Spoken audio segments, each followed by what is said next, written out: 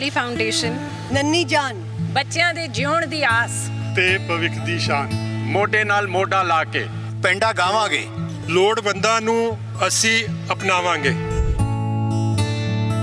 ਗੱਲ ਕਰਾਂਗੇ ਉਹਨਾਂ ਨਾਮਾਂ ਦੀ ਜੋ ਜ਼ਿੰਦਗੀ ਬਚਾ ਰਹੇ ਨੇ ਨੰਨੀਆਂ ਜਾਨਾਂ ਦੀ।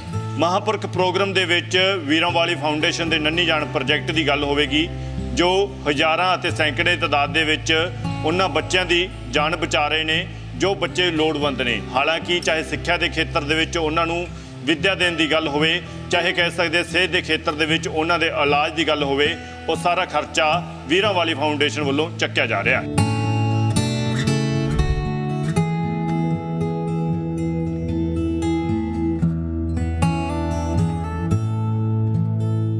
ਵੀਰਾਂ ਵਾਲੀ ਫਾਊਂਡੇਸ਼ਨ ਦੇ ਪ੍ਰੋਜੈਕਟ ਨੰਨੀ ਜਾਨ ਦੇ ਤਹਿਤ, ਜਿੱਥੇ ਪਿਛਲੇ 18 ਸਾਲ ਤੋਂ ਲਗਾਤਾਰ ਸਮਾਜ, ਸਿਹਤ ਅਤੇ ਸਿੱਖਿਆ ਦੇ ਖੇਤਰ ਦੇ ਵਿੱਚ ਲਗਾਤਾਰ ਯੋਗਦਾਨ ਪਾਇਆ ਜਾ ਰਿਹਾ ਹੈ। ਲੋੜਵੰਦਾਂ ਦੇ ਲਈ ਇਸ ਫਾਊਂਡੇਸ਼ਨ ਵੱਲੋਂ ਇੱਕ ਮਹਾਂਪੁਰਖ ਦੇ ਵਜੋਂ ਉੱਭਰਿਆ ਜਾ ਰਿਹਾ ਹੈ।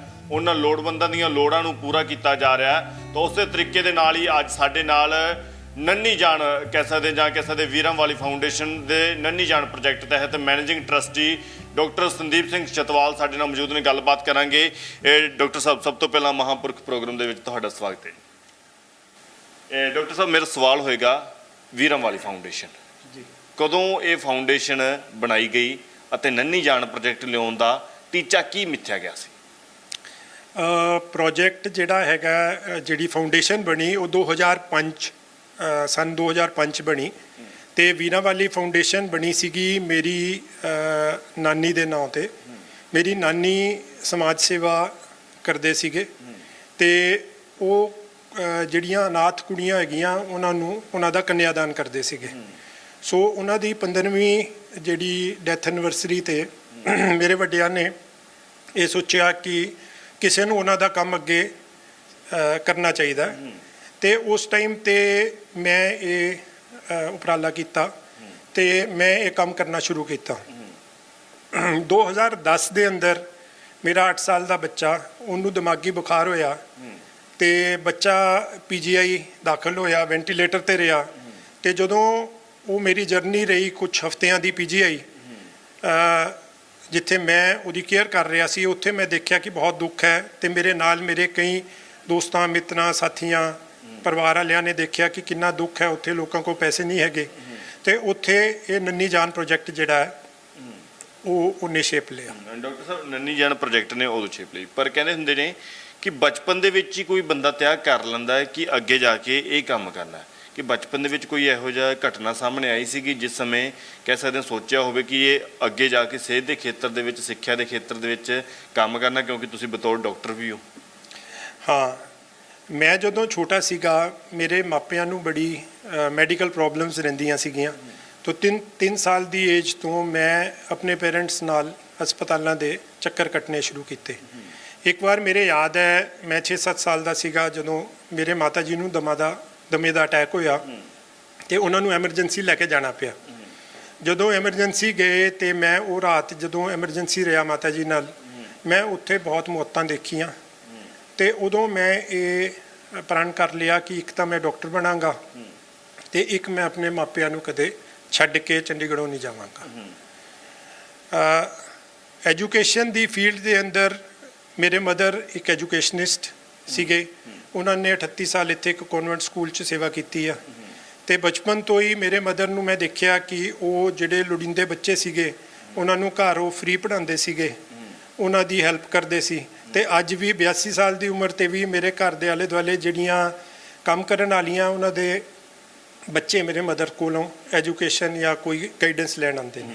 ਡਾਕਟਰ ਸਾਹਿਬ, ਕਿਹੜੇ ਪ੍ਰੋਗਰਾਮ ਹੈ ਇਸ ਸਮੇਂ ਜੋ NGO ਵੱਲੋਂ, ਜੋ ਵੀਰਾਂ ਵਾਲੀ ਫਾਊਂਡੇਸ਼ਨ ਆ ਉਸ ਵੱਲੋਂ ਚਲਾਏ ਜਾ ਰਹੇ ਨੇ ਸਿਹਤ, ਸਿੱਖਿਆ ਤੇ ਹੋਰ ਖੇਤਰ ਦੇ ਵਿੱਚ? ਸਿਹਤ ਦੇ ਅੰਦਰ ਸਾਡੇ ਕੋਲ ਜਿਹੜੇ ਪ੍ਰੋਗਰਾਮ ਚੱਲ ਰਹੇ ਆ, ਤਕਰੀਬਨ 14 ਪ੍ਰੋਗਰਾਮ ਚੱਲ ਰਹੇ ਆ।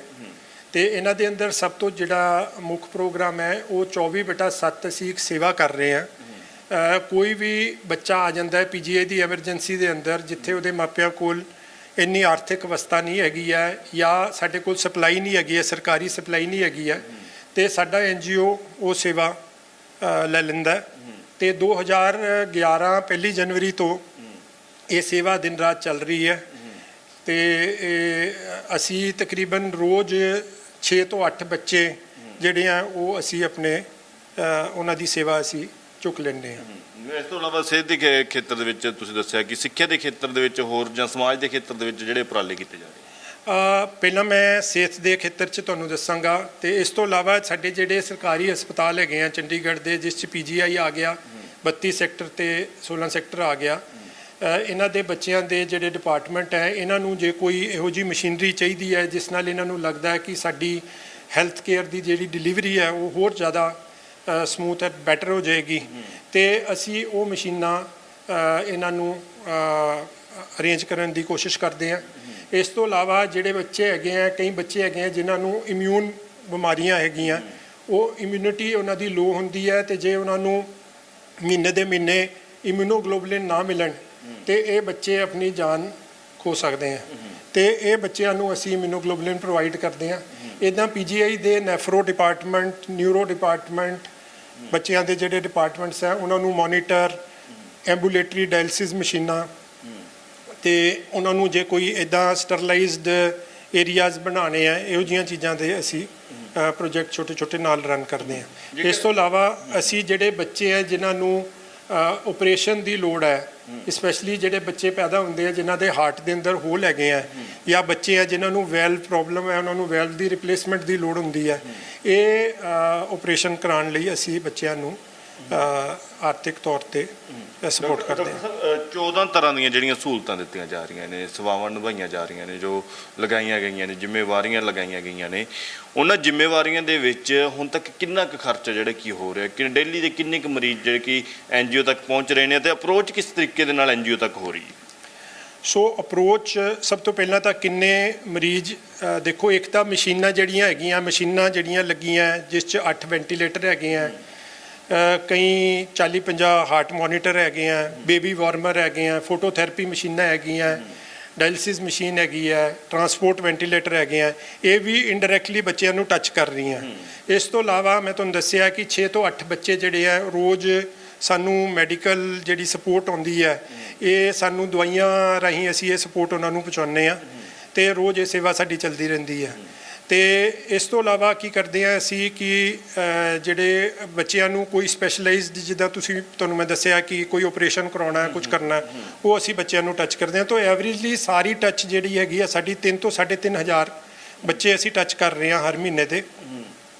ਤੁਸੀਂ ਦੂਸਰੀ ਚੀਜ਼ ਮੇਰੇ ਤੋਂ ਪੁੱਛੀ ਸੀਗੀ ਕਿ ਅਸੀਂ ਇਹ ਕਿੱਦਾਂ ਇਹਨੂੰ ਰਨ ਕਰਦੇ ਹਾਂ, ਤਾਂ ਸਾਡਾ ਇੱਕ WhatsApp ਦਾ ਇੱਕ ਗਰੁੱਪ ਹੈ, ਉਹ ਗਰੁੱਪ ਦੇ ਅੰਦਰ PGI ਦੇ ਡਾਕਟਰ ਜੁੜੇ ਹੋਏ ਨੇ, ਮੇਨਲੀ ਐਮਰਜੈਂਸੀ ਡਿਪਾਰਟਮੈਂਟ ਦੇ ਤੇ ICU ਦੇ ਡਿਪਾਰਟਮੈਂਟ ਦੇ, ਸਿਰਫ ਬੱਚਿਆਂ ਦੇ ਵਾਰਡ ਦੇ, ਤੇ ਬੱਚਿਆਂ ਦੇ ਯੂਨਿਟ ਦੇ ਡਾਕਟਰਸ ਉੱਥੇ ਪੋਸਟ ਕਰਦੇ ਆ ਆਪਣੀ ਰਿਕੁਆਇਰਮੈਂਟ, ਪੂਰੀ ਟਰਾਂਸਪੇਰੈਂਸੀ ਨਾਲ ਕੰਮ ਚੱਲਦਾ, ਤੇ ਉਹ ਰਿਕੁਆਇਰਮੈਂਟ ਨੂੰ ਸਾਡੇ ਇੱਥੇ ਵੋਲੰਟੀਅਰਸ ਇਹ ਹੈਂਡਲ ਕਰਦੇ ਆ। ਮੇਨਲੀ ਇਹ ਸਾਰਾ ਕੁਝ ਗੌਰਵ ਬੰਸਲ ਜੀ ਹੈਗੇ ਆ ਸਾਡੇ ਨਾਲ, ਉਹ ਹੈਂਡਲ ਕਰ ਰਹੇ ਆ, ਤੇ ਇਹ 24/7 ਅਸੀਂ ਸਾਰੀਆਂ ਦਵਾਈਆਂ ਫਿਰ ਨਾਲ ਦੀ ਨਾਲ ਸਪਲਾਈ ਕਰਦੇ ਰਹਿੰਦੇ ਆ। ਤੇ ਉਹ ਗਰੁੱਪ ਦੇ ਅੰਦਰ ਨਾ ਕਿ ਜੂਨੀਅਰ ਡਾਕਟਰ ਹੈਗੇ ਆ, ਕੰਸਲਟੈਂਟ ਹੈਗੇ ਆ, ਤੇ ਉਸ ਨਾਲ ਸਾਰੀ ਟਰਾਂਸਪੇਰੈਂਸੀ ਰਹਿੰਦੀ ਹੈ ਕਿ ਕੋਈ ਦਵਾਈ ਇੱਧਰ ਉੱਧਰ ਨਾ ਹੋ ਜਾਵੇ। ਜੇ ਕੋਈ ਸਾਡੀ ਦਵਾਈ ਰਹਿ ਜਾਂਦੀ ਹੈ, ਉਹ ਸਾਨੂੰ PGI ਫਿਰ ਵਾਪਸ ਮੋੜ ਦਿੰਦਾ। ਜੇ ਕੋਈ ਬੱਚਾ ਸਪੋਜ਼ ਕਰੋ ਉਹਨੂੰ ਨਹੀਂ ਲੱਗਦੀ, ਆ ਬੱਚਾ ਪਹਿਲਾਂ ਵਿਚਾਰਾ ਨਹੀਂ ਮੇਕ ਕਰ ਸਕਦਾ, ਉਹਦੀ ਡੈਥ ਹੋ ਜਾਂਦੀ ਹੈ, ਤੇ ਉਹ ਦਵਾਈਆਂ ਫਿਰ ਉੱਥੇ ਵੇਸਟ ਨਹੀਂ ਹੁੰਦੀਆਂ, ਉਹ ਵਾਪਸ ਆ ਜਾਂਦੀਆਂ। ਯਾਨੀ ਕਿ ਕਹਿ ਸਕਦੇ ਹਾਂ ਕਿ ਪੂਰੀ ਪਾਰਦਰਸ਼ਤਾ ਦੇ ਨਾਲ ਕੰਮ ਚੱਲਦਾ, ਜਿਸ ਨੂੰ ਲੋੜ ਹੈ, ਜੋ ਲੋੜਵੰਦ ਆ ਉਸ ਤੱਕ ਲੋੜ ਪਹੁੰਚਾਉਣ ਦੀ ਪੂਰੀ ਕੋਸ਼ਿਸ਼ ਕੀਤੀ ਜਾਂਦੀ ਹੈ। ਪਰ ਇਸੇ ਦੌਰਾਨ ਡਾਕਟਰ ਸਾਹਿਬ ਫੰਡ ਬਹੁਤ ਡਿਪੈਂਡ ਕਰਦਾ ਹੈ, ਕਿਉਂਕਿ ਇੱਕ NGO ਰਨ ਕਰ ਰਹੇ ਹੋ, ਲੱਖਾਂ ਕਰੋੜਾਂ ਰੁਪਏ ਦਾ ਕਹਿ ਸਕਦੇ ਲੋਕਾਂ ਨੂੰ ਸੇਵਾਵਾਂ ਦੇ ਰਹੇ ਹੋ, ਪਰ ਫੰਡ ਇਹ ਕਿੱਥੋਂ ਆਉਂਦੇ ਨੇ? ਜੇ ਮੈਨੂੰ ਸੱਚੀ ਪੁੱਛੋ ਤੇ ਇਹ ਫੰਡ ਸਾਰਾ ਮਹਾਰਾਜ ਬਾਬਾ ਨਾਨਕ ਜੀ ਦੇ ਰਹੇ ਆ। ਮੈਨੂੰ ਅੱਜ ਤੱਕ ਨਹੀਂ ਪਤਾ ਇਹ ਫੰਡ ਕਿੱਥੋਂ ਆਇਆ, ਮੈਨੂੰ ਅੱਜ ਤੱਕ ਨਹੀਂ ਪਤਾ ਕਿ ਕੌਣ ਵੱਡੇ ਦਾਨੀ ਜੁੜੇ, ਕਿੱਦਾਂ ਜੁੜੇ। ਮੇਰੀ ਤਾਂ ਸਿਰਫ ਇੱਕ ਹੈ ਕਿ ਜਦੋਂ ਮੈਨੂੰ ਫੰਡ ਦੀ ਲੋੜ ਹੋਈ, ਮੈਂ ਮਹਾਰਾਜ ਅੱਗੇ ਅਰਦਾਸ ਕੀਤੀ ਤੇ ਮੈਨੂੰ ਫੰਡ ਆ ਗਿਆ। ਮੈਨੂੰ ਸ਼ੁਰੂ 'ਚ ਸਟਰਗਲ ਕਰਨਾ ਪਿਆ, ਪਹਿਲੇ 1-2 ਸਾਲ ਸਾਡੇ ਕੋਲ ਫੰਡ ਦੀ ਘਾਟ ਰਹੀ, ਪਰ ਉਸ ਤੋਂ ਬਾਅਦ ਮਾਲਕ ਦੀ ਇੰਨੀ ਕਿਰਪਾ ਹੈਗੀ ਹੈ, ਜੋ ਆਈ ਜਾ ਰਿਹਾ, ਜਿੱਦਾਂ ਇੱਕ ਨਦੀ ਬਹਿੰਦੀ ਹੈ, ਇੱਦਾਂ ਹੀ ਆਉਂਦਾ ਹੈ, ਇੱਦਾਂ ਹੀ ਅੱਗੇ ਨਿਕਲ ਜਾਂਦਾ। ਜਿਸ ਤਰੀਕੇ ਨਾਲ ਤੁਸੀਂ ਕਹਿ ਰਹੇ ਹੋ ਕਿ ਸ਼ੁਰੂਆਤੀ ਸਮੇਂ ਦੇ ਵਿੱਚ ਫੰਡ ਆਰਥਿਕ ਪੱਖੋਂ ਬਹੁਤ ਦਿੱਕਤਾਂ ਦਾ ਸਾਹਮਣਾ ਕਰਨਾ ਪਿਆ, ਫਿਰ ਉਹ ਆਰਥਿਕ ਸੰਕਟ ਕਿਵੇਂ ਗਾਇਬ ਹੋਇਆ? ਕੋਈ ਉਸ ਸਮੇਂ ਦੀ ਘਟਨਾ ਹੋਵੇ ਜਿਸ ਕਰਕੇ ਕਹਿ ਸਕਦੇ ਆ NGO ਹੋਰ ਅੱਗੇ ਵਧਣ ਦੀ ਕੋਸ਼ਿਸ਼ ਕੀਤੀ? ਸੋ 2 ਘਟਨਾਵਾਂ ਮੈਂ ਇੱਥੇ ਸ਼ੇਅਰ ਕਰਨਾ ਚਾਹਾਂਗਾ। ਪਹਿਲੀ ਘਟਨਾ ਇਹ ਸੀਗੀ ਕਿ ਜਦੋਂ ਦੇਖਿਆ ਕਿ ਬੜੇ ਬੱਚੇ ਉੱਥੇ ਪੀਜੀਆਈ ਦੇ ਅੰਦਰ ਉਹਨਾਂ ਨੂੰ ਵੈਂਟੀਲੇਟਰ ਦੀ ਲੋੜ ਹੈਗੀ ਹੈ। ਪੀਜੀਆਈ ਨੋ ਡਾਊਟ ਬੜੇ ਵੈਂਟੀਲੇਟਰ ਸੀਗੇ, ਪਰ ਸਾਡੇ ਕੋਲ ਹਜੇ ਵੀ ਹੋਰ ਵੈਂਟੀਲੇਟਰਾਂ ਦੀ ਲੋੜ ਸੀਗੀ ਤੇ ਮੈਂ ਬੜਾ ਸਟਰਗਲ ਕਰ ਰਿਹਾ ਸੀ ਆਪਣੀ ਟੀਮ ਨਾਲ ਕਿ 1 ਵੈਂਟੀਲੇਟਰ 2 ਵੈਂਟੀਲੇਟਰ ਹੋਰ ਮਿਲਣ। ਮੈਂ ਐਡਮਿਨਿਸਟ੍ਰੇਸ਼ਨ ਪੀਜੀਆਈ 'ਚ ਵਾਰ-ਵਾਰ ਚੱਕਰ ਕੱਟਦਾ ਸੀ। ਇੱਕ ਦਿਨ ਕੀ ਹੋਇਆ ਕਿ ਬਈ ਮੇਰਾ ਉੱਥੇ ਉਹਨਾਂ ਨਾਲ ਥੋੜੀ ਜਿਹੀ ਬਹਿਸ ਹੋ ਗਈ ਤੇ ਮੈਨੂੰ ਕਿਸੇ ਨੇ ਉੱਥੋਂ ਆਖਿਆ ਕਿ ਬਈ ਜੇ ਇੰਨਾ ਤੁਹਾਨੂੰ ਲੱਗ ਰਿਹਾ ਤੁਹਾਡਾ ਐਨਜੀਓ ਕਿਉਂ ਨਹੀਂ ਲਗਾ ਦਿੰਦਾ ਵੈਂਟੀਲੇਟਰ। ਸੋ ਇੱਥੋਂ ਸਾਡੀ ਜਰਨੀ ਜਿਹੜੀ ਹੈ ਐਕਚੁਅਲੀ ਸਟਾਰਟ ਹੋਈ। ਤੇ ਜਦੋਂ ਅਸੀਂ ਪੈਸਾ ਇਕੱਠਾ ਕਰਨਾ ਸ਼ੁਰੂ ਕੀਤਾ ਤੇ ਸਾਨੂੰ ਕਈ ਲੋਕਾਂ ਨੇ ਪੈਸੇ ਲਈ ਪ੍ਰੋਮਿਸ ਕੀਤਾ ਤੇ ਬਾਅਦ 'ਚ ਉਹ ਲੋਕੀ ਮੁੱਕਰ ਗਏ। ਮੈਨੂੰ ਹਜੇ ਵੀ ਯਾਦ ਹੈ ਕਿ ਵੈਂਟੀਲੇਟਰ ਦਾ ਜਦੋਂ ਅਸੀਂ ਆਰਡਰ ਦਿੱਤਾ ਸੀ 11 ਲੱਖ ਰੁਪਏ ਦਾ ਆਰਡਰ ਸੀਗਾ ਤੇ ਸਾਡੇ ਕੋਲ 3 ਦਿਨ ਰਹਿ ਗਏ ਸੀ ਪੈਸੇ ਪੂਰੇ ਕਰਨ ਨੂੰ ਤੇ ਸਾਡੇ ਕੋਲ ਹੋਰ ਹੁਣ ਫੰਡ ਆਣਾ ਬੰਦ ਹੋ ਗਿਆ। ਤੇ ਉਦੋਂ ਗੁਰੂ ਨਾਨਕ ਸਾਹਿਬ ਦਾ ਜਿਹੜਾ ਸੀਗਾ ਆਗਮਨਪੁਰ ਜਿਹੜਾ ਗੁਰਪੁਰਬ ਸੀਗਾ ਤੇ ਉਹਨਾਂ ਦੇ ਗੁਰਪੁਰਬ ਤੇ ਇੱਕ ਸਾਡੇ ਮਿੱਤਰ ਹੈਗੇ ਆ ਇਨਕਮ ਟੈਕਸ ਦੇ ਕਾਲੋਂ ਸਾਹਿਬ, ਉਹ ਆਪਣੇ ਰਾਤ ਨੂੰ ਘਰ ਪਰਿਵਾਰ ਉਹਨਾਂ ਦਾ ਬੜੇ ਪਿਆਰ ਨਾਲ ਇਹ ਗੁਰਪੁਰਬ ਨੂੰ ਮਨਾਉਂਦਾ ਤੇ ਉੱਥੇ ਰਾਤ ਨੂੰ ਕਾਲਾਂ ਸਾਹਿਬ ਨੇ ਇਹ ਉੱਥੇ ਅਰਦਾਸ ਕੀਤੀ। ਜਿਹੜੀ ਸੰਗਤ ਹੈ ਸਾਰਿਆਂ ਨੂੰ ਅਸੀਂ ਅਰਦਾਸ ਕੀਤੀ ਕਿ ਤੁਸੀਂ ਸਾਡੀ ਜਿਹੜੀ ਹੈ ਇਹ ਜਿਹੜਾ ਸਾਡੀ ਡ੍ਰੀਮ ਹੈਗੀ ਹੈ, ਸਾਡਾ ਜਿਹੜੀ ਵਿਸ਼ ਹੈਗੀ ਇਹਨੂੰ ਪੂਰਾ ਕਰੋ। ਤੇ ਉਹ ਰਾਤ 'ਚ ਹੀ 1.5 ਲੱਖ ਰੁਪਈਆ ਉੱਥੇ ਇਕੱਠਾ ਹੋ ਗਿਆ ਤੇ ਅਸੀਂ ਪਹਿਲਾ ਵੈਂਟੀਲੇਟਰ ਲਗਾ ਸਕੇ। ਫਿਰ ਇੱਦਾਂ ਕਰਕੇ ਅੱਗੇ ਕੀ ਹੋਇਆ ਕਿ ਅਸੀਂ ਦਵਾਈਆਂ ਜਿਹੜੀਆਂ ਹਰ ਡੇਲੀ ਪੀਜੀਆਈ ਸਪਲਾਈ ਕਰਦੇ ਰਹੇ। ਇੱਕ ਟਾਈਮ ਆਇਆ ਕਿ ਬਈ ਸਾਡਾ ਜਿਹੜਾ ਉਧਾਰ ਹੈ ਉਹ 3,90,000 ਰੁਪਏ ਚੜ ਗਿਆ ਸਾਡੇ ਤੇ ਇਹ ਬੰਸਲ ਸਾਹਿਬ ਨੇ ਮੈਨੂੰ ਫੋਨ ਕੀਤਾ ਕਿ ਡਾਕਟਰ ਸਾਹਿਬ ਹੁਣ ਸਾਨੂੰ ਬੰਦ ਕਰਨਾ ਪੈਣਾ, ਸਾਡੇ ਕੋਲ ਤਾਂ ਅੰਦਰ 25-30,000 ਰੁਪਈਆ ਹੀ ਹੈਗਾ ਬੈਂਕ ਦੇ ਅੰਦਰ, ਸਾਡੇ ਕੋਲ ਹੋਰ ਪੈਸੇ ਨਹੀਂ ਹੈਗੇ ਤੇ ਸਾਨੂੰ ਇਹ ਕੰਮ ਹੁਣ ਬੰਦ ਕਰਨਾ ਪੈਣਾ ਕਿਉਂਕਿ ਰੋਜ਼ ਦੀ ਸਾਡੀ 7-8,000 ਰੁਪਏ ਦੀ ਸਪਲਾਈ ਜਾ ਰਹੀ। ਸੋ ਉਸ ਦਿਨ ਸਵੇਰੇ ਮੈਂ ਬੜਾ ਨਾਰਾਜ਼ ਸੀਗਾ। ਮੈਂ ਮਹਾਰਾਜ ਦਾ ਸਵੇਰੇ ਜਦੋਂ ਕੀਤਾ ਆਪਣਾ ਪ੍ਰਕਾਸ਼ ਕੀਤਾ, ਮੈਂ ਮਹਾਰਾਜ ਨੂੰ ਅਰਦਾਸ ਕੀਤੀ ਤੇ ਮੈਂ ਮਹਾਰਾਜ ਨੂੰ ਬੇਨਤੀ ਕੀਤੀ ਕਿ ਜੇ ਤੁਹਾਨੂੰ ਲੱਗਦਾ ਕਿ ਸਾਡੇ ਕੰਮ 'ਚ ਕਿਸੇ ਦੇ ਵੀ ਸਾਡੇ ਜਿਨ ਨਾਲ ਜੁੜੇ ਹੋਏ ਬੰਦੇ ਆ ਕਿਸੇ ਦੇ ਵੀ ਕੰਮ 'ਚ ਕੋਈ ਖੋਟ ਹੈਗੀ ਹੈ ਤੇ ਅੱਜ ਅਸੀਂ ਇਹ ਕੰਮ ਬੰਦ ਕਰ ਰਹੇ ਹਾਂ, ਪਰ ਜੇ ਆਪ ਜੀ ਨੂੰ ਲੱਗਦਾ ਕਿ ਸਾਡਾ ਕੰਮ ਸੁੱਚਾ ਹੈ ਫਿਰ ਸਾਨੂੰ ਰਸਤਾ ਦਿਖਾਓ। ਤੇ ਉਸ ਦਿਨ ਜਦੋਂ ਮੈਂ ਆਇਆ ਕਲੀਨਿਕ ਤੇ ਮੇਰੀ ਕਲੀਨਿਕ ਦੇ ਅੰਦਰ ਇੱਕ ਇੱਥੇ ਸੱਜਣ, ਮੈਨੂੰ ਨਹੀਂ ਅੱਜ ਤੱਕ ਪਤਾ ਲੱਗਿਆ ਕੌਣ ਹੈ, ਮੇਰੇ ਟੇਬਲ ਤੇ ਇੱਕ ਚਿੱਠੀ ਪਈ ਸੀ ਕਿ ਤੁਸੀਂ ਇਹ ਕੰਮ ਜਿਹੜਾ ਚੰਗਾ ਕਰ ਰਹੇ ਹੋ ਇਹ ਕਰਦੇ ਰਹੋ, ਤੁਹਾਨੂੰ ਮਹਾਰਾਜ ਹੋਰ ਦੇਵੇ ਤੇ ਇਹ ਛੋਟੀ ਜੀ ਭੇਟਾ 5 ਲੱਖ ਰੁਪਏ ਦੀ ਇਹ ਮੇਰੇ ਤੋਂ ਤੁਸੀਂ ਲੈ ਲਓ। ਤੇ ਉਹ ਦਿਨ ਜਿਹੜਾ ਸੀਗਾ ਉਹ ਦਿਨ ਯਾਦ ਕਰਕੇ ਮੈਨੂੰ ਅੱਜ ਵੀ ਮੈਂ ਇਮੋਸ਼ਨਲ ਹੋ ਜਾਂਦਾ ਕਿ ਬਈ ਜਿੱਥੇ ਸਾਨੂੰ ਜਦੋਂ ਬੇਨਤੀ ਕੀਤੀ ਮਹਾਰਾਜ ਨੂੰ ਤੇ ਮਹਾਰਾਜ ਇੱਦਾਂ ਇਸ ਤੋਂ ਜ਼ਿਆਦਾ ਕੌਣ ਕਿੱਥੇ ਮਤਲਬ ਇਹ ਕਰ ਸਕਦਾ ਕਿ ਮਹਾਰਾਜ ਸਾਹਮਣੇ ਖੜੇ ਸੀਗੇ, ਉਹਨਾਂ ਨੇ ਸੁਣੀ ਗੱਲ ਤੇ ਆ ਕੇ ਮੇਰੇ ਇੱਥੇ ਇਹਨਾਂ ਨੇ ਮੈਨੂੰ ਪੈਸਾ ਪਹੁੰਚਾ ਦਿੱਤਾ। ਫਿਰ ਇੱਦਾਂ ਅੱਗੇ ਜਿੱਦਾਂ ਚੱਲਦਾ ਰਿਹਾ ਸਾਡੇ ਕੋਲ ਕਦੇ ਥੋੜ ਨਹੀਂ ਪਈ। ਅੱਜ ਹੁਣ ਪਿੱਛੇ ਅਸੀਂ ਇੱਕ ਸਾਡੇ ਕੋਲ ਰਿਕੁਐਸਟ ਆਈ ਸੀ 22,65,000 ਰੁਪਏ ਦੀ ਮਸ਼ੀਨ, ਸਾਡੇ ਕੋਲ ਪੈਸੇ ਨਹੀਂ ਸੀਗੇ ਤੇ ਉਸ ਦਿਨ ਇੱਕ ਇੱਦਾਂ ਸੱਜਣ ਲੇਡੀ ਆਏ, ਉਹਨਾਂ ਨੇ ਮੈਨੂੰ ਆ ਕੇ ਕਿਹਾ ਕਿ ਸੇਵਾ ਦਿਓ ਜੀ ਡਾਕਟਰ ਸਾਹਿਬ, ਕੋਈ ਮੈਂ ਕੁਝ ਕੰਟਰੀਬਿਊਟ ਕਰਨਾ ਚਾਹੁੰਦੀ ਹਾਂ। ਤੇ ਮੈਂ ਉਹਨੂੰ ਕਿਹਾ ਇਹ ਮਸ਼ੀਨ ਲੈਣੀ ਹੈ, ਸਾਡੇ ਕੋਲ ਕੋਈ ਬੰਦਾ 10 ਲੱਖ ਰੁਪਈਆ ਪ੍ਰੋਮਿਸ ਕਰਕੇ ਗਿਆ, ਮੇਰੇ ਕੋਲ ਮੈਂ ਹੁਣ ਦੇਖ ਰਿਹਾ ਕਿ ਬਈ ਆਪਾਂ ਹੁਣ 3 ਦਿਨ ਪਹਿਲਾਂ ਰਿਕੁਐਸਟ ਆਈ ਹੈ ਮੈਂ ਦੇਖਦਾ ਤੇ ਨਾਲ ਹੀ ਉਹਨਾਂ ਦਾ ਮੈਸੇਜ ਆ ਗਿਆ ਕਿ ਬਈ ਮੇਰੇ ਫੰਡ ਡਿਪਾਰਟਮੈਂਟ ਨੇ ਕਲੀਅਰ ਕਰਤਾ, ਤੁਸੀਂ ਆਰਡਰ ਕਰ ਦਿਓ। ਸੋ ਜਿੱਦਾਂ ਸਾਡਾ ਕੋਈ ਵੀ ਸਾਡਾ ਪ੍ਰੋਜੈਕਟ ਹੋਇਆ, ਕੋਈ ਵੀ ਇੱਦਾਂ ਸਾਨੂੰ ਕਿਸੇ ਨੇ ਵੀ ਅਪਰੋਚ ਕੀਤਾ ਤੇ ਗੁਰੂ ਸਾਹਿਬ ਉੱਥੇ ਖੜੇ ਸੀਗੇ, ਗੁਰੂ ਸਾਹਿਬ ਨੇ ਆ ਕੇ ਆਪ ਇੱਦਾਂ ਦੇ ਡੋਨਰ ਭੇਜੇ, ਇੱਦਾਂ ਦੇ ਲੋਕ ਭੇਜੇ, ਇੱਦਾਂ ਦੇ ਸੱਜਣ ਭੇਜੇ ਤੇ ਮੈਂ ਮਤਲਬ ਜਿੰਨਾ ਸ਼ੁਕਰ ਕਰ ਸਕਦਾ ਉਹਨਾਂ ਘੱਟ ਆ। ਯਾਨੀ ਕਿ ਕਹਿ ਸਕਦੇ ਗੁਰੂ ਸਾਹਿਬ ਨੇ ਉਹ ਅਰਦਾਸ ਸੁਣੀ ਅਤੇ ਅਰਦਾਸ ਸੁਣਨ ਤੋਂ ਉਪਰੰਤ ਕੁਝ ਸਮੇਂ ਦੇ ਵਿੱਚ ਹੀ ਉਹ ਹੱਲ ਕਰਤਾ ਜੋ 3,90,000 ਦਾ ਸੀ। ਮੈਂ ਕਹਿੰਦਾ ਮਿੰਟਾਂ 'ਚ ਹੀ ਕਰਤਾ। ਜੇ ਮੈਂ ਜਦੋਂ ਆ ਕੇ ਆਪਣੇ ਸਟਾਫ ਨੂੰ ਪੁੱਛਿਆ ਉੱਥੇ ਅਰਦਾਸ ਚੱਲ ਰਹੀ ਸੀ ਤੇ 5 ਮਿੰਟਾਂ ਨੂੰ ਉਹ ਡਰਾਈਵਰ ਆਇਆ ਕਿਸੇ ਸੱਜਣ ਦਾ ਜਿਹੜਾ ਇੱਥੇ ਰੱਖ ਗਿਆ, ਇਹਨਾਂ ਨੂੰ ਵੀ ਕੁੜੀਆਂ ਨੂੰ ਨਹੀਂ ਪਤਾ ਸੀਗਾ ਤੇ ਜਦੋਂ ਮੈਂ ਆਇਆ ਉਹ ਮੈਂ ਐਨਵਲਪ ਖੋਲ੍ਹਿਆ, ਕਹਿੰਦੇ ਤੁਹਾਡੇ ਲਈ ਕੋਈ ਚਿੱਠੀ ਦੇ ਗਿਆ ਤੇ ਜਦੋਂ ਆ ਕੇ ਮੈਂ ਐਨਵਲਪ ਖੋਲ੍ਹਿਆ ਤੇ ਉਹਦੇ ਅੰਦਰ 5 ਲੱਖ ਰੁਪਏ ਦਾ ਚੈੱਕ ਸੀਗਾ।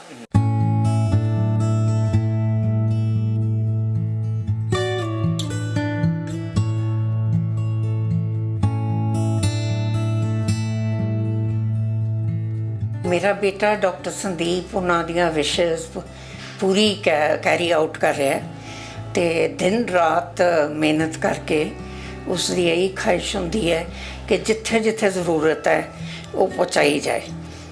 ਤੇ ਪਰਮਾਤਮਾ ਦੇ ਅੱਗੇ ਇਹੀ ਅਰਦਾਸ ਹੈ ਕਿ ਸਿਰਫ ਪੰਜਾਬ ਨਹੀਂ, ਸਾਰਾ ਇੰਡੀਆ ਤੇ ਆਸਤੇ ਆਸਤੇ ਕਰਕੇ ਇਹ ਸਾਰੀ ਦੁਨੀਆ ਦੇ ਵਿੱਚ NGO ਫੈਲ ਜਾਏ, ਤਾਂ ਕਿ ਕੋਈ ਭੁੱਖਾ ਨੰਗਾ ਨਾ ਸੋਏ ਤੇ ਨਾ ਹੀ ਕੋਈ ਗਰੀਬੀ 'ਚ ਆਪਣੇ ਬੱਚਿਆਂ ਨੂੰ ਪੜ੍ਹਾਈ ਨਾ ਦੇ ਸਕੇ।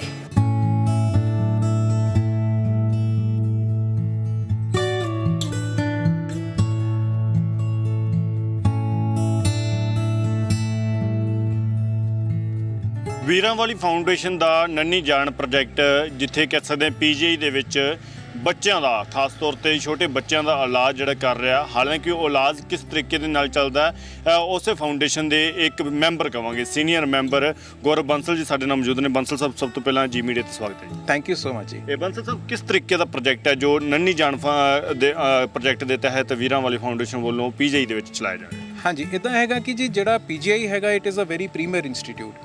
ਇੱਥੇ ਜਿਹੜਾ ਬੱਚਾ ਰੈਫਰ ਹੁੰਦਾ ਹੈ ਉਹ ਯੂਜੂਲੀ ਦੂਜੇ ਛੋਟੇ ਸਰਕਾਰੀ ਹਸਪਤਾਲਾਂ ਤੋਂ, ਡਿਸਪੈਂਸਰੀਆਂ ਤੋਂ, ਈਵਨ ਪ੍ਰਾਈਵੇਟ ਹਸਪਤਾਲਾਂ ਤੋਂ, ਜਿੱਥੇ ਡਾਕਟਰਸ ਹੱਥ ਖੜੇ ਕਰ ਦਿੰਦੇ, ਉਹ ਕਹਿੰਦੇ ਕਿ ਜੀ ਇਹ ਇਲਾਜ ਸਾਡੇ ਬਸ ਦੀ ਗੱਲ ਨਹੀਂ, PGI ਜਾਈਏ, ਜਾਓ ਤੁਸੀਂ।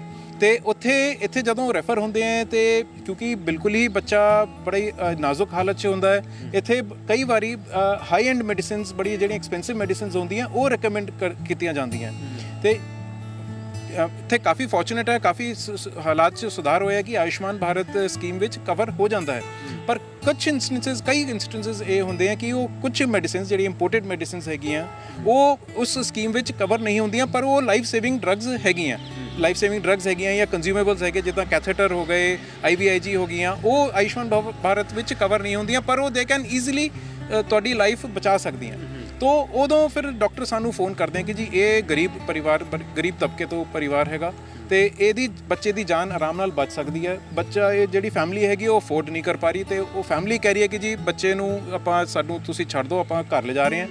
ਪਰ ਬੱਚੇ ਦੀ ਆਪਾਂ ਸਮਝਦੇ ਹਾਂ ਕਿ ਬੱਚੇ ਦੀ ਜਾਨ ਆਰਾਮ ਨਾਲ ਬਚ ਸਕਦੀ ਹੈ। ਉੱਥੋਂ ਆਪਾਂ ਸਟੈਪ ਇਨ ਕਰਦੇ ਹਾਂ ਤੇ ਆਪਾਂ ਕਹਿੰਦੇ ਕੋਈ ਨਾ ਜੀ, ਇਲਾਜ ਦਾ ਖਰਚਾ ਆਪਾਂ ਸ਼ੇਅਰ ਕਰਾਂਗੇ ਜਾਂ 50%, 70%, 80%, ਡਿਪੈਂਡਿੰਗ ਕਿ ਬੱਚੇ ਦੀ ਫੈਮਿਲੀ ਕਿੰਨਾ ਅਫੋਰਡ ਕਰ ਸਕਦੀ ਹੈ। ਆਪਾਂ 100% ਤੱਕ ਵੀ ਚਲੇ ਜਾਂਦੇ ਹਾਂ ਜੇ ਉਹ ਬਿਲਕੁਲ ਹੀ ਹੱਥ ਖੜੇ ਕਰ ਦਿੰਦੇ। ਤੁਹਾਡੇ ਕੋਲ ਇਨਫੋਰਮੇਸ਼ਨ ਆ ਜਾਂਦੀ ਹੈ, NGO ਕੋਲ ਇਨਫੋਰਮੇਸ਼ਨ ਆ ਜਾਂਦੀ ਹੈ, ਪਰ ਇਨਫੋਰਮੇਸ਼ਨ ਆਉਣ ਤੋਂ ਬਾਅਦ ਦਵਾਈ ਕਿਸ ਤਰੀਕੇ ਦੇ ਨਾਲ ਪਹੁੰਚਾਈ ਜਾਂਦੀ, ਕਿ ਡਾਕਟਰ ਤੱਕ ਪਹੁੰਚਾਈ ਜਾਂਦੀ ਹੈ ਜਾਂ ਮਰੀਜ਼ ਤੱਕ ਪਹੁੰਚਾਈ? ਇੱਦਾਂ ਹੁੰਦਾ ਹੈ ਕਿ ਜੀ ਕਈ ਵਾਰੀ ਮੈਜੋਰਿਟੀ ਆਫ ਦਾ ਟਾਈਮਸ ਆਪਾਂ ਕਹਿੰਦੇ ਕਿ ਜੀ ਸਾਡਾ ਨਾਲ ਹੀ 11 ਸੈਕਟਰ ਵਿੱਚ ਕੈਮਿਸਟ ਨਾਲ ਟਾਈ ਅਪ ਹੈਗਾ, ਉਹ ਕੈਮਿਸਟ ਕੋਲ ਚਲੇ ਜਾਂਦੇ। ਉਹ ਸਭ ਤੋਂ ਪਹਿਲਾਂ ਸਾਨੂੰ ਆਪਾਂ ਡਿਟੇਲਸ ਮੰਗਦੇ ਹਾਂ, ਹਰ ਇੱਕ ਪੇਸ਼ੈਂਟ ਦੀ ਸਾਨੂੰ ਇੱਕ ਪਰ ਰਿਕਾਰਡ ਮੇਨਟੇਨ ਕਰਦੇ ਹਾਂ, ਕਿਉਂਕਿ ਸਾਡਾ ਵੀ ਆਡਿਟ ਹੁੰਦਾ।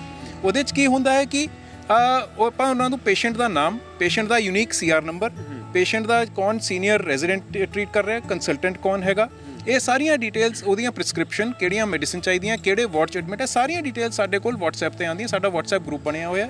ਉਹਦੋਂ ਬਾਅਦ ਆਪਾਂ ਅਪਰੂਵ ਕਰਦੇ ਨੇ, ਓਕੇ। ਇਹ ਦਵਾਈਆਂ ਵੇਰੀ ਕਰਦੀਆਂ, ਕਦੀ ਸੀਜ਼ਨਲ ਜਿਹੜੀ ਬਿਮਾਰੀਆਂ ਹੈਗੀਆਂ ਉਹ ਬੜੀਆਂ ਵੇਰੀ ਕਰਦੀਆਂ। ਹੁਣ ਜਿੱਦਾਂ ਬਾਰਿਸ਼ਾਂ ਦਾ ਸੀਜ਼ਨ ਹੋ ਗਿਆ, ਇਹ ਨਵੰਬਰ ਤੱਕ ਬੜਾ ਹੈਵੀ ਸੀਜ਼ਨ ਹੋ ਜਾਂਦਾ, ਚਿਕਨਗੁਨੀਆ ਹੋ ਜਾਂਦਾ ਹੈ, ਡੇਂਗੀ ਫੀਵਰ ਹੋ ਜਾਂਦਾ ਹੈ, ਤੇ ਹੁਣ ਡਾਇਰੀਆ ਸ਼ੁਰੂ ਹੋ ਜਾਏਗਾ ਕਿਉਂਕਿ ਬਰਸਾਤਾਂ ਸ਼ੁਰੂ ਹੋ ਗਈਆਂ। ਇਹਦੇ 'ਚ ਬੱਚੇ ਦੀਆਂ ਹਾਲਤ ਬੜੀਆਂ ਵਿਗੜ ਜਾਂਦੀਆਂ। ਇਹ ਬੜਾ ਸਾਡਾ ਪੀਕ ਸੀਜ਼ਨ ਹੁੰਦਾ।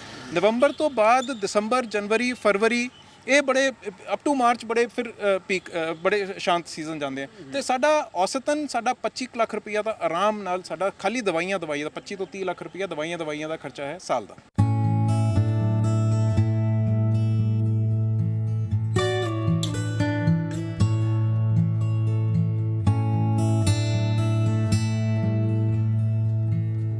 जी नमस्कार, मेरा नाम रजनी है और मेरी 2 बेटियां हैं।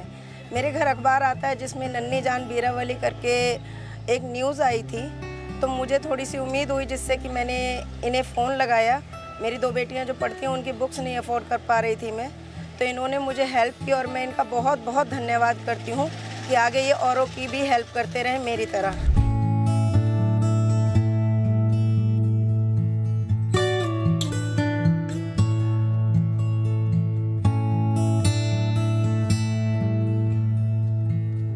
PGI ਦੇ ਵਿੱਚ ਦਾਖਲ ਬੱਚਿਆਂ ਦੇ ਜਿੱਥੇ ਹਾਸੇ ਦਾ ਕਾਰਨ NGO ਬਣ ਰਿਹਾ ਹੈ, ਤਾਂ ਉੱਥੇ ਇੱਕ ਚੰਗੇ ਦੇਸ਼ ਦੇ ਚੰਗੇ ਭਵਿੱਖ ਦਾ ਕਾਰਨ ਵੀ ਵੀਰਾਂ ਵਾਲੀ ਫਾਊਂਡੇਸ਼ਨ ਦਾ ਨੰਨੀ ਜਾਨ ਪ੍ਰੋਜੈਕਟ ਬਣ ਰਿਹਾ। ਕਿਉਂਕਿ ਇਸ ਪ੍ਰੋਜੈਕਟ ਦੇ ਤਹਿਤ ਜਿੱਥੇ ਕਹਿ ਸਕਦੇ ਆ ਇਲਾਜ ਕਰਵਾਏ ਜਾ ਰਹੇ ਨੇ, ਤਾਂ ਉੱਥੇ ਸਿੱਖਿਆ ਦੇ ਖੇਤਰ ਦੇ ਵਿੱਚ ਜਿਨ੍ਹਾਂ ਲੋਕਾਂ ਨੇ ਐਜੂਕੇਸ਼ਨ ਪ੍ਰਾਪਤ ਕਰਨੀ ਹੈ ਪਰ ਉਹਨਾਂ ਦੇ ਜੋ ਆਰਥਿਕ ਸੰਕਟ ਨੇ ਉਹ ਆਰਥਿਕ ਸੰਕਟ ਉਹਨਾਂ ਨੂੰ ਸਿੱਖਿਆ ਪ੍ਰਾਪਤ ਕਰਨ ਦੇ ਲਈ ਅੱਗੇ ਨਹੀਂ ਵਧਣ ਦੇ ਰਹੇ। ਪਰ ਉਹਨਾਂ ਆਰਥਿਕ ਸੰਕਟਾਂ ਨੂੰ ਸਾਈਡ ਤੇ ਕਰਕੇ ਇੱਕ ਪਾਸੇ ਕਰਕੇ ਐਨਜੀਓ ਵੱਲੋਂ ਸਿੱਖਿਆ ਦੇ ਖੇਤਰ ਦੇ ਵਿੱਚ ਵੀ ਅਹਿਮ ਯੋਗਦਾਨ ਪਾਇਆ ਜਾ ਰਿਹਾ ਹੈ। ਸੈਂਕੜਿਆਂ ਦੀ ਤਾਦਾਦ ਦੇ ਵਿੱਚ ਵਿਦਿਆਰਥੀਆਂ ਨੂੰ ਸਿੱਖਿਆ ਦਿੱਤੀ ਜਾ ਰਹੀ ਹੈ। ਗੱਲਬਾਤ ਕਰਾਂਗੇ, ਸਾਡੇ ਨਾਲ ਦੀਪ ਮੈਮ ਮੌਜੂਦ ਨੇ। ਮੈਮ ਸਭ ਤੋਂ ਪਹਿਲਾਂ ਸਵਾਗਤ ਹੈ ਜੀ ਮੀਡੀਆ ਤੇ। ਥੈਂਕ ਯੂ ਜੀ। ਇਹ ਮੈਮ ਸਵਾਲ ਹੋਏਗਾ ਕਿਹੜੀ ਸੁਵਿਧਾ ਪ੍ਰੋਵਾਈਡ ਕਰਾਈ ਜਾ ਰਹੀ ਹੈ ਸਿੱਖਿਆ ਦੇ ਖੇਤਰ ਦੇ ਵਿੱਚ ਐਨਜੀਓ? ਅਸੀਂ ਐਨਜੀਓ ਵੱਲੋਂ ਇਹਨਾਂ ਨੂੰ uniform, examination fee, tuition fee, ਕਈ ਵਾਰੀ ਬੈਗਸ ਵਗੈਰਾ ਚਾਹੀਦੇ ਹੁੰਦੇ ਨੇ, ਉਹ ਸਾਰੀ ਫੀਸ ਪ੍ਰੋਵਾਈਡ ਕਰਾਉਂਦੇ ਆ। ਨਾਰਮਲੀ ਗਵਰਨਮੈਂਟ ਕੀ ਕਰਦੀ ਹੈ ਕਿ 8th ਕਲਾਸ ਤੱਕ ਇਹਨਾਂ ਨੂੰ ਸਾਰੀ ਚੀਜ਼ ਫ੍ਰੀ ਮਿਲਦੀ ਹੈਗੀ ਹੈ, ਚਾਹੇ ਉਹ ਐਜੂਕੇਸ਼ਨ ਹੈਗੀ ਹੈ, ਚਾਹੇ ਉਹ ਫੂਡ ਹੈਗਾ ਹੈ, ਚਾਹੇ ਉਹ ਬੁੱਕਸ ਹੈਗੀਆਂ ਨੇ। ਉਸ ਤੋਂ ਬਾਅਦ ਨਾਰਮਲੀ ਇਹ ਹੁੰਦਾ ਹੈ ਕਿ ਬੱਚਾ ਅੱਗੇ ਆਪਣੀ ਐਜੂਕੇਸ਼ਨ ਨਹੀਂ ਕਰ ਪਾਉਂਦਾ ਕਿਉਂਕਿ ਉਹਨਾਂ ਕੋਲ ਉਹਨਾਂ ਦੀ ਫੈਮਿਲੀ ਸਰਕਮਸਟੈਂਸਸ ਇਸ ਤਰ੍ਹਾਂ ਹੁੰਦੇ ਨੇ ਕਿ ਉਹਨਾਂ ਕੋਲ ਇੰਨੇ ਪੈਸੇ ਨਹੀਂ ਹੁੰਦੇ। ਤੇ ਅਸੀਂ ਨਾਰਮਲੀ ਸਟੈਪ ਇਨ ਕਰਦੇ ਹਾਂ ਕਲਾਸ 9th ਐਂਡ 10th ਵਿੱਚ। ਉਸ ਤੋਂ ਜਾ ਕੇ ਉਸ ਵਿੱਚ ਉਹਨਾਂ ਨੂੰ ਯੂਨੀਫਾਰਮ ਹੈਗੀ ਹੈ, ਬੁੱਕਸ ਹੈਗੇ ਆ, 9th ਵਿੱਚ ਉਹਨਾਂ ਦੀ ਰਜਿਸਟ੍ਰੇਸ਼ਨ ਫੀਸ ਜਾਂਦੀ ਹੈ, 10th ਵਿੱਚ ਐਗਜ਼ਾਮੀਨੇਸ਼ਨ ਫੀਸ ਜਾਂਦੀ ਹੈ। ਉਨ ਸਾਰਿਆਂ ਦੀ ਅਸੀਂ ਸਪੋਰਟ ਕਰਦੇ ਹਾਂ। ਇਸ ਤੋਂ ਇਲਾਵਾ ਅਗਰ ਕਿਸੇ ਬੱਚਾ ਕੋਈ ਇੱਕ ਪਰਟੀਕੂਲਰ ਸਬਜੈਕਟ ਵਿੱਚ ਕਮਜ਼ੋਰ ਹੈਗਾ ਤੇ ਉਸ ਦਾ ਵੀ ਅਸੀਂ ਉਸ ਦਾ ਬੰਦੋਬਸਤ ਕਰਦੇ ਹਾਂ ਕਿ ਉਹ ਸਾਰਾ ਟਿਊਸ਼ਨਸ ਲਗਵਾ ਕੇ ਦਿੰਦੇ ਹਾਂ। ਤੇ ਜੋ ਵੀ ਚੀਜ਼ ਅਸੀਂ ਕਰਦੇ ਹਾਂ, ਪੈਸਾ ਜੋ ਵੀ ਹੈਗਾ ਬੱਚਿਆਂ ਨੂੰ ਸਿੱਧੇ ਨਹੀਂ ਮਿਲਦਾ। ਅਗਰ ਟਿਊਸ਼ਨ ਲੈਂਦਾ ਹੈਗਾ ਤੇ ਉਹ ਟਿਊਸ਼ਨ ਵਾਲੇ ਸਰ ਨੂੰ ਜਾਂਦਾ ਹੈ ਤੇ ਅਸੀਂ ਫੋਨ ਕਰਕੇ ਟਿਊਸ਼ਨ ਵਾਲੇ ਸਰ ਕੋਲੋਂ ਉਸ ਦੀ ਪ੍ਰੋਗਰੈਸ ਨਾਰਮਲੀ ਲੈਂਦੇ ਰਹਿੰਦੇ ਨੇ। ਮੈਮ ਟਰਮ ਐਂਡ ਕੰਡੀਸ਼ਨ ਕਿਸ ਤਰੀਕੇ ਦੀਆਂ ਹੁੰਦੀਆਂ ਨੇ ਕਿ ਇਸ ਬੱਚੇ ਨੂੰ ਐਜੂਕੇਸ਼ਨ ਐਨਜੀਓ ਪ੍ਰੋਵਾਈਡ ਕਰਾਏਗਾ ਜਾਂ ਕਹਿ ਸਕਦੇ ਆ ਕਿ ਬੱਚਾ ਤੁਹਾਡੇ ਤੱਕ ਕਿਸ ਤਰੀਕੇ ਦੇ ਨਾਲ ਪਹੁੰਚ ਸਕਦਾ? ਨਾਰਮਲੀ ਅਸੀਂ ਸਕੂਲ ਨੂੰ ਹੀ ਅਪਰੋਚ ਕਰਦੇ ਹਾਂ। ਉੱਥੇ ਜਿਹੜੇ ਟੀਚਰਸ ਹੁੰਦੇ ਨੇ ਉਹ ਬੈਸਟ ਜੱਜ ਹੁੰਦੇ ਨੇ ਬਿਕੋਜ਼ ਉਹ ਉੱਥੇ ਆਂਦਾ ਹੈ ਬੱਚਾ, ਉਹਨਾਂ ਦੀ ਕੀ ਪ੍ਰੋਬਲਮਸ ਹੈਗੀਆਂ ਨੇ, ਕਿਸ ਤਰ੍ਹਾਂ ਨਹੀਂ ਹੈਗੀ।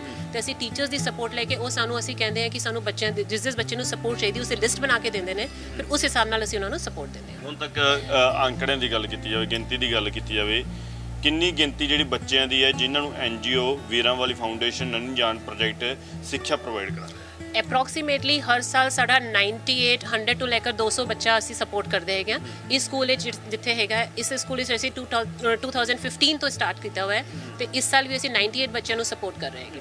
ਕਿੰਨਾ ਖਰਚਾ ਜਿਹੜਾ ਕਿ ਹਰੇਕ ਸਾਲ ਐਵਰੇਜ ਆ ਰਿਹਾ ਕਿਉਂਕਿ ਤੁਸੀਂ ਕਹਿ ਰਹੇ ਹੋ ਕਿ ਪਿਛਲੇ ਕਾਫੀ ਲੰਬੇ ਸਮੇਂ ਤੋਂ ਤੁਸੀਂ ਇਸ ਖੇਤਰ ਦੇ ਵਿੱਚ ਹੋ, ਪਰ ਖਰਚ ਕਿੰਨਾ ਕਰ ਰਿਹਾ? ਦੇਖੋ 100 ਕੋ ਬੱਚੇ ਦਾ ਅਪਰੋਕਸੀਮੇਟਲੀ 2.5 ਲੱਖ ਖਰਚਾ ਆ ਜਾਂਦਾ ਹੈਗਾ।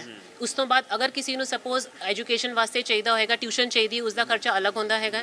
ਕਿਸੇ ਨੂੰ ਯੂਨੀਫਾਰਮ ਚਾਹੀਦੀ ਹੈ, ਸਾਰੇ ਬੱਚੇ ਨੂੰ ਨਹੀਂ ਚਾਹੀਦੀ ਹੁੰਦੀ। ਉਸ ਤੋਂ ਇਲਾਵਾ ਕਈ ਵਾਰੀ ਇੱਕ ਆਧਾ ਬੱਚਾ ਸਾਡੇ ਕੋਲ ਇਸ ਤਰ੍ਹਾਂ ਵੀ ਆਇਆ ਹੈ ਕਿ ਜਿਸ ਦੇ ਘਰ ਦਾ ਫੈਮਿਲੀ ਕੰਡੀਸ਼ਨ ਇਸ ਤਰ੍ਹਾਂ ਸੀਗੀ, ਉਸ ਨੂੰ ਅਸੀਂ ਰਾਸ਼ਨ ਵੀ ਲੈ ਕੇ ਦਿੱਤਾ ਹੈਗਾ। ਤੇ ਨਾਰਮਲੀ ਇੱਕ ਬੱਚੇ ਨੂੰ 2.5 ਤੋਂ 3,000 ਰੁਪਇਆ ਪਰ ਈਅਰ ਦਾ ਖਰਚਾ ਆ ਜਾਂਦਾ ਹੈ ਸਰ। ਮੈਮ ਅੱਗੇ ਦੀ ਪਲੈਨਿੰਗ ਕੀ ਹੈ ਐਨਜੀਓ ਦੀ? ਅੱਗੇ ਦੀ ਕੋਈ ਪਲੈਨਿੰਗ ਹੈ ਸਿੱਖਿਆ ਦੇ ਖੇਤਰ ਦੇ ਵਿੱਚ? ਚਲੋ 8ਵੀਂ ਤੱਕ ਸਰਕਾਰ ਸਿੱਖਿਆ ਪ੍ਰੋਵਾਈਡ ਕਰਾਉਂਦੀ ਹੈ, ਅੱਗੇ ਦੀਆਂ ਕਲਾਸਾਂ ਤੁਸੀਂ ਦੇਖ ਰਹੇ ਹੋ, ਪਰ ਕਾਲਜ ਯੂਨੀਵਰਸਿਟੀਆਂ ਦੇ ਵਿੱਚ ਕਿਉਂਕਿ ਅੱਜ ਉੱਚ ਪੱਧਰੀ ਸਿੱਖਿਆ ਪ੍ਰਾਪਤ ਕਰਨੀ ਹਰ ਕਿਸੇ ਦਾ ਵਾਸਤਾ ਕੰਮ ਨਹੀਂ ਹੈ, ਕਿਉਂਕਿ ਲੱਖਾਂ ਰੁਪਏ, ਹਜ਼ਾਰਾਂ ਰੁਪਏ ਜਿਹੜੇ ਕਿ ਉਸ ਐਜੂਕੇਸ਼ਨ ਨੂੰ ਪ੍ਰਾਪਤ ਕਰਨ ਵਾਸਤੇ ਚਾਹੀਦੇ। ਅਸੀਂ ਆਲਰੇਡੀ ਉਸ ਵਿੱਚ ਕੰਮ ਕਰਨਾ ਸ਼ੁਰੂ ਕਰਤਾ ਹੈਗਾ। ਇਸੇ ਸਕੂਲ ਸੀ ਇੱਕ ਕੁੜੀ ਹੈਗੀ ਹੈ ਜਿਸਨੇ 10ਵੀਂ ਤੋਂ ਬਾਅਦ ਉਸ ਨੂੰ ਚਾਹੀਦਾ ਸੀਗਾ, ਅਸੀਂ ਉਸ ਨੂੰ 9th ਐਂਡ 12th ਵਿੱਚ ਸਪੋਰਟ ਕੀਤਾ ਹੈ। ਹੁਣ ਉਹ ਆਪਣੀ 10th ਸੈਕਟਰ ਵਿੱਚ ਕਾਲਜ ਵਿੱਚ ਆਪਣਾ ਐਜੂਕੇਸ਼ਨ ਸਟਾਰਟ ਕਰ ਰਹੀ ਹੈ ਤੇ ਸੈਕੰਡ ਈਅਰ ਵਿੱਚ ਆਲਰੇਡੀ ਪਹੁੰਚ ਚੁੱਕੀ ਹੈ। ਉਸ ਤੋਂ ਇਲਾਵਾ ਅਸੀਂ ਲਾਇਬ੍ਰੇਰੀ ਸੈਟਅਪ ਕਰਨੀ ਸ਼ੁਰੂ ਕੀਤੀ, 2-3 ਲਾਇਬ੍ਰੇਰੀਜ਼ ਅਸੀਂ ਆਲਰੇਡੀ ਸੈਟਅਪ ਕਰ ਚੁੱਕੇ ਹੈਗੇ ਜਗ੍ਹਾ ਜਗ੍ਹਾ ਤੇ। ਤਾਂ ਲਾਇਬ੍ਰੇਰੀ ਜਿੱਥੇ ਸੈਟਅਪ ਕੀਤੀ ਜਾ ਰਹੀ ਹੈ ਉੱਥੇ ਬੱਚਿਆਂ ਦੇ ਨਾਲ ਵੀ ਗੱਲਬਾਤ ਕਰਾਂਗੇ। ਇਹ ਤੁਸੀਂ ਜਿਹੜੀਆਂ ਤਸਵੀਰਾਂ ਦੇ ਵਿੱਚ ਦੇਖ ਸਕਦੇ ਹੋ, ਛੋਟੇ ਛੋਟੇ ਬੱਚੇ ਨੇ, ਹਾਲਾਂਕਿ 8ਵੀਂ ਦੇ ਤੋਂ ਉੱਪਰ ਦੀ ਜਮਾਤ ਜਿਹੜੀ ਕਿ ਇਹਨਾਂ ਬੱਚਿਆਂ ਦੀ ਹੈ। ਬੇਟਾ ਕੀ ਨਾਮ ਹੈ? हिमांशी। कितों के रहने वाले हो? विकास नगर। विकास नगर के आप रहने वाले हो। कब से एजुकेशन आपको एनजीओ प्रोवाइड करा रहा है? 9th क्लास से। 9th क्लास से। आप कौन सी क्लास में हो चुके हो? 10th क्लास में। कैसे पता लगा कि आपको एनजीओ एजुकेशन प्रोवाइड कराता है, फिर आपने इनके पास अप्रोच कैसे की? हमारी मैम ने इनके बारे में हमें बताया था कि ये हमें फ्री में वो शिक्षा दिला रहे हैं क्योंकि हम अच्छा पढ़ते हैं और हमें आगे बढ़ने का अपनी तरफ से पूरी कोशिश कर रहे हैं कि हम आगे बढ़ें और अच्छे से पढ़ाई कर सकें। बेटा क्या नाम है? सर शिवम। कब से कौन सी क्लास में पढ़ रहे हो? सर 9th में पढ़ रहे हैं। आपको एनजीओ के बारे में कैसे पता लगा कि एनजीओ फ्री एजुकेशन? सर हमारी मैम ने बताया कि इसमें फ्री एजुकेशन मिलती है और सपोर्ट फुल मिल रहा है इसमें, और यहाँ पे पढ़ने के लिए अच्छा सपोर्ट है तो पढ़ सकते हो आप। एनजीओ की ओर से क्या क्या प्रोवाइड कराया जा रहा है, जैसे यूनिफॉर्म, बुक्स वगैरह? सर यूनिफॉर्म मिल रही है, बुक्स मिल रही है, स्कूल की फ़ी जा रही है और साथ में सर ट्यूशन की फ़ी भी जा रही है।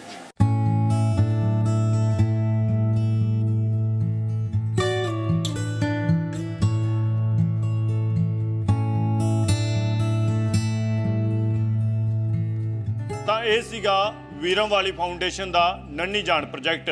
ਜਿਸ ਨੂੰ ਡਾਕਟਰ ਸੰਦੀਪ ਸਿੰਘ ਛਤਵਾਲ ਦੇ ਹੋਰਾਂ ਦੇ ਜੋ ਨਾਨੀ ਸਨ ਉਹਨਾਂ ਵੱਲੋਂ ਸੋਚਿਆ ਗਿਆ ਸੀਗਾ ਕਿ ਉਹਨਾਂ ਦਾ ਜੋ ਦੋਤਰਾ ਉਸ ਵੱਲੋਂ ਇਸ ਪ੍ਰੋਜੈਕਟ ਦੀ ਸ਼ੁਰੂਆਤ ਕੀਤੀ ਜਾਵੇ, ਜਿਸ ਪ੍ਰੋਜੈਕਟ ਦੇ ਰਾਹੀਂ ਲੱਖਾਂ ਅਤੇ ਸੈਂਕੜੇ ਤਾਦਾਦ ਦੇ ਵਿੱਚ ਉਹਨਾਂ ਲੋੜਵੰਦ ਬੱਚਿਆਂ ਨੂੰ ਇਲਾਜ ਮੁਹੱਈਆ ਕਰਵਾਇਆ ਜਾਵੇ ਜਾਂ ਕਹਿ ਸਕਦੇ ਵਿੱਦਿਆ ਮੁਹੱਈਆ ਕਰਵਾਈ ਜਾਵੇ। ਉਸੇ ਸੋਚ ਨੂੰ ਅੱਗੇ ਵਧਾਉਂਦਿਆਂ ਹੋਇਆਂ ਡਾਕਟਰ ਸੰਦੀਪ ਸਿੰਘ ਛਤਵਾਲ ਹੋਰਾਂ ਵੱਲੋਂ 2005 ਵਿੱਚ ਇਸ ਪੂਰੇ ਪ੍ਰੋਜੈਕਟ ਦੀ ਜਾਂ ਕਹਿ ਸਕਦੇ ਫਾਊਂਡੇਸ਼ਨ ਦੀ ਸ਼ੁਰੂਆਤ ਕੀਤੀ ਗਈ ਅਤੇ ਉਸ ਫਾਊਂਡੇਸ਼ਨ ਦੀ ਸ਼ੁਰੂਆਤ ਤੋਂ ਬਾਅਦ ਲਗਾਤਾਰ ਆਏ ਦਿਨ ਸੈਂਕੜੇ ਤਾਦਾਦ ਦੇ ਵਿੱਚ ਕਹਿ ਸਕਦੇ ਹਾਂ ਜਿਨ੍ਹਾਂ ਲੋੜਵੰਦ ਬੱਚਿਆਂ ਦਾ ਇਲਾਜ ਕਰਵਾਇਆ ਜਾ ਰਿਹਾ, ਉਹਨਾਂ ਨੂੰ ਵਿੱਦਿਆ ਦਿੱਤੀ ਜਾ ਰਹੀ ਹੈ ਅਤੇ ਇਸ ਤੋਂ ਇਲਾਵਾ ਚੰਡੀਗੜ੍ਹ ਦੇ PGI ਦੇ ਵਿੱਚ ਲੱਖਾਂ ਰੁਪਏ ਦੇ ਹਿਸਾਬ ਦੇ ਨਾਲ ਆਉਂਦੀਆਂ ਜੋ ਮਸ਼ੀਨਾਂ ਨੇ ਉਹ ਵੀ ਪ੍ਰੋਵਾਈਡ ਕਰਵਾਈਆਂ ਜਾ ਰਹੀਆਂ ਨੇ। ਕੈਮਰਾ ਪਰਸਨ ਗਰਜੰਟ ਦੇ ਨਾਲ ਕਮਲਦੀਪ, ਜੀ ਮੀਡੀਆ।